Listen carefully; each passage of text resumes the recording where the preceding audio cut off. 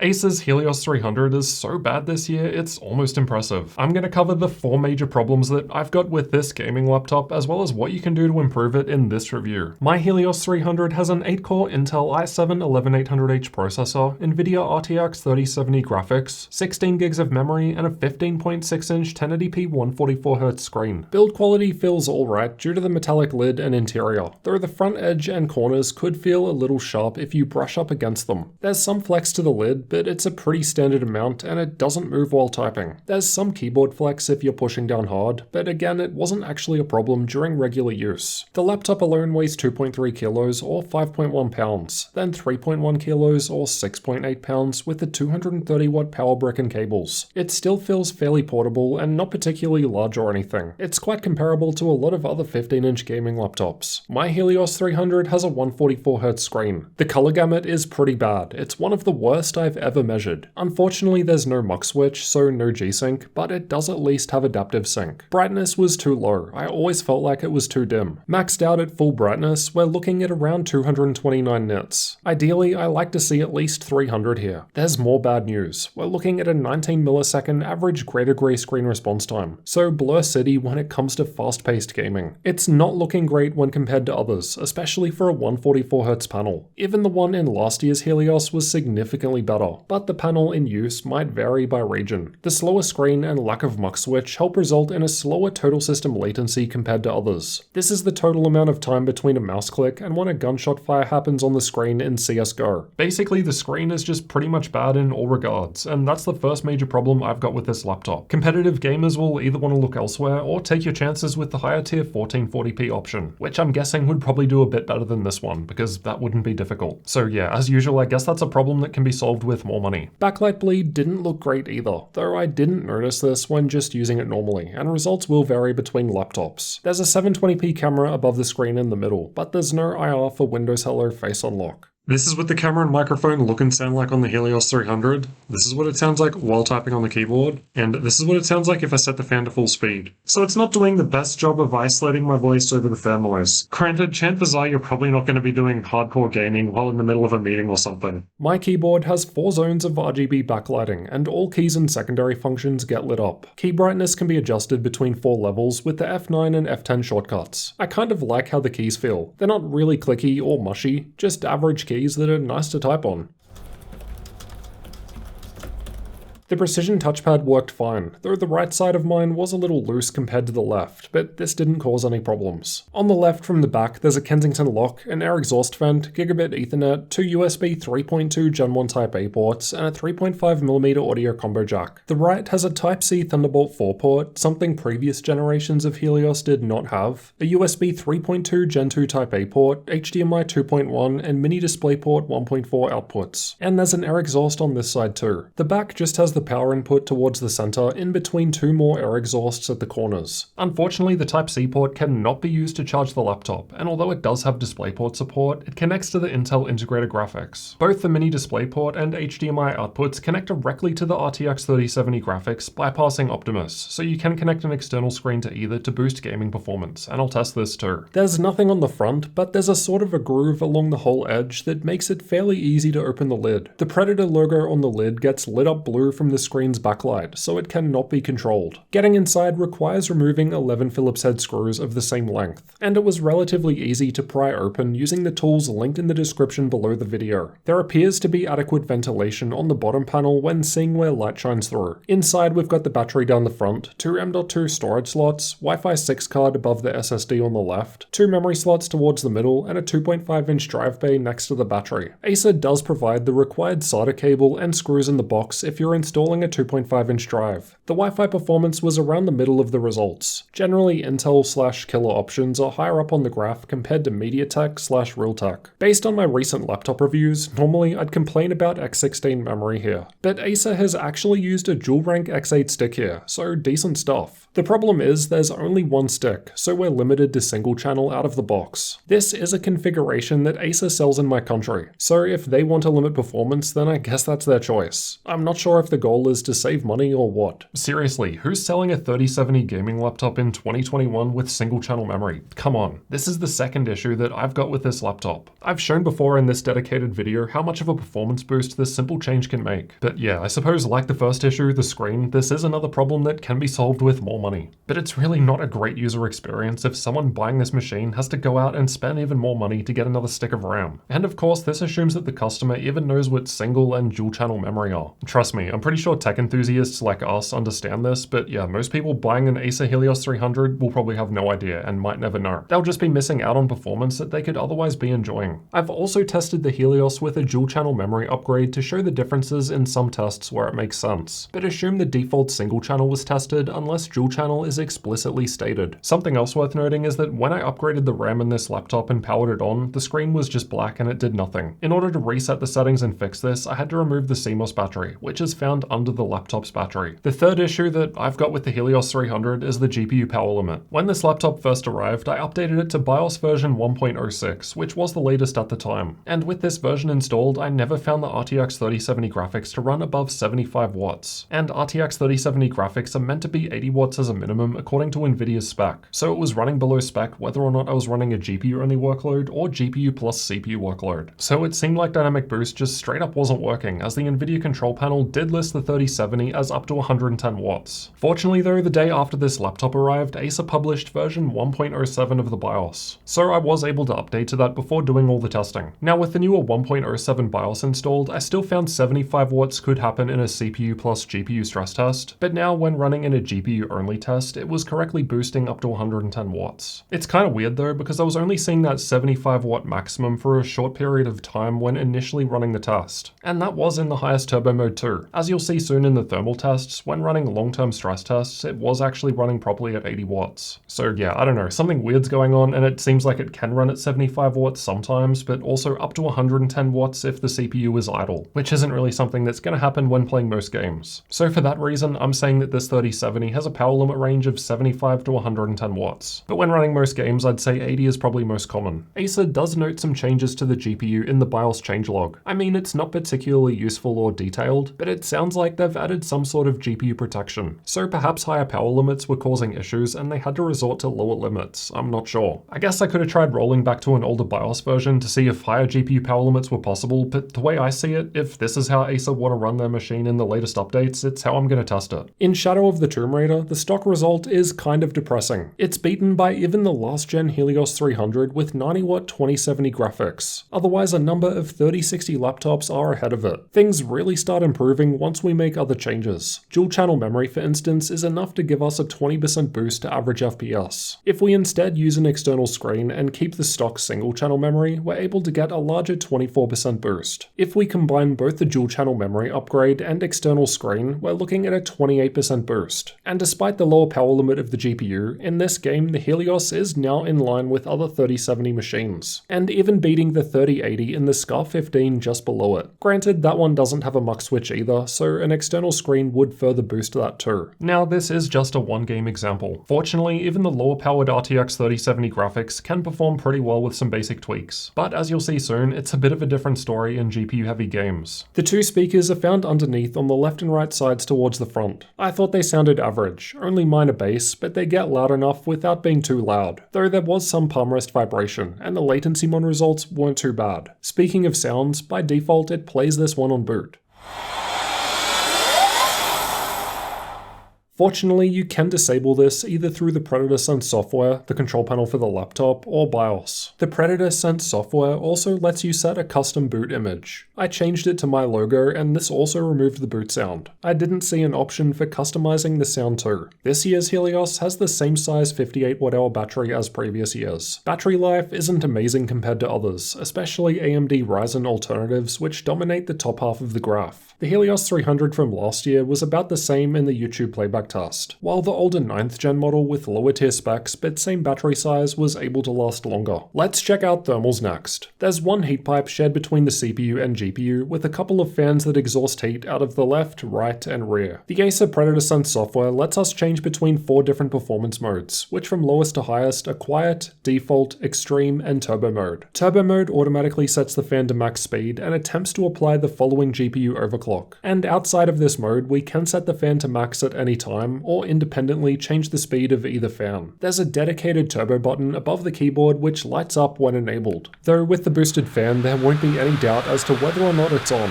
Now earlier I mentioned the turbo mode attempts to apply a GPU overclock, and this is the fourth issue that I've got with this laptop. If I set turbo mode in the Predator Sun software, it works fine and applies the overclock. If the laptop is powered off and I power it on, then press the turbo button straight away, it sounds like it works. The power limits and fan speed both increase, but it doesn't actually apply the GPU overclock. The only way I could get this turbo button to apply the GPU overclock was to first open the Predator Sun software and then press the turbo button. So I guess this is just some kind of software bug. I suppose it's not really the end of the world because in most gaming laptops, I don't find GPU overclocking to do all that much. But yeah, it seems like a bit of a silly thing that has been a feature in Helios laptops going back for years. As a software issue though, unlike some of the other problems, I suppose this does at least mean they can probably fix it in an update. I guess the main problem that I've got is that standalone this isn't really a big deal, but just combined with all the other problems, they're starting to add up. I should also note that you can't change the performance modes on battery power. You're stuck to default mode, and likewise the turbo button does nothing when on battery. The internals were on the warmer side when just sitting there idle, and as you'll hear soon, that's with the fans being audible. I've run stress tests with both the CPU and GPU loaded up to represent a worst case, as well as playing an actual game, with the CPU shown by the blue bars and GPU in the green bars. The GPU in the green bar was thermal throttling in quiet mode with the stress test running, but it's a quieter performance mode, so with lower fan speed, that's not too unexpected. The CPU gets a little warmer stepping up to default mode, but the GPU drops back a bit now. Both CPU and GPU get cooler in extreme mode, and then turbo mode is even cooler as this maxes the fan out, while the cooling pad I test with, linked in the description below, was able to further drop temperatures. These are the clock speeds for the same tests just shown. Both CPU and GPU speeds increase with higher modes. The CPU doesn't really change between extreme and turbo modes, while the GPU continues to increase, likely because of the GPU overclocks that extreme and turbo modes apply. I'm guessing the cooling pad has the highest GPU clock speed as Nvidia's GPU boost prefers lower temperatures. We can see the CPU power limit is around 35 watts in quiet mode, 45 watts in default mode, and then turbo mode boosted up to 55, not bad. As a lot of other Intel laptops will cap this at 45 watts in a combined CPU plus GPU workload. More power equals more performance, but also more heat. Yet despite this, as we saw earlier, in the higher performance modes, I don't think the temperatures were that bad. Now, I was complaining about a 75 watt GPU power limit earlier. It seems that this is only for the start of my combined CPU and GPU stress test, because in these longer term tests, which are each run for at least half an hour, we can see the 3070 is actually running stable near 80 watts. There won't really be much performance difference with 5 watts in any case, but as the 3070 can still run below 80 at times, I'm saying its range is 75 to 110 watts. But your mileage may vary depending on the BIOS version. Here's how CPU only performance looks in Cinebench R23, so the GPU is now idle. For some reason, the different performance modes didn't change anything at all here. Acer must be letting the CPU max out regardless of the performance mode. The 4 performance modes only affect combined CPU plus GPU workloads. It's not amazing when compared to other 8-core laptops, but it's not the worst i7-11800H at least, though there are a number of others that perform better compared to the Helios 300. The performance drops like a brick when running on battery power. The multi-core score was below some of the 6-core laptops now, and only a little ahead of the quad-core in the Asus TUF-F15. Ouch. The keyboard area was a little warmer compared to others at idle. Most laptops are around 30 degrees Celsius in this test. Not much difference though, and it was only a little warm feeling. With the stress test running, it's quite warm in the middle now, but the fans are quieter as per the name, so that's a trade-off. In default mode, it's much the same, but the fans are louder as it's performing better too. Extreme mode was noticeably cooler. The middle was still warm, but not uncomfortable like before. Turbo mode is fairly similar, and I want to note the WASD area was cool, and so was the left of the palm rest where your hand would be. But the fans are of course louder now. Let's have a listen.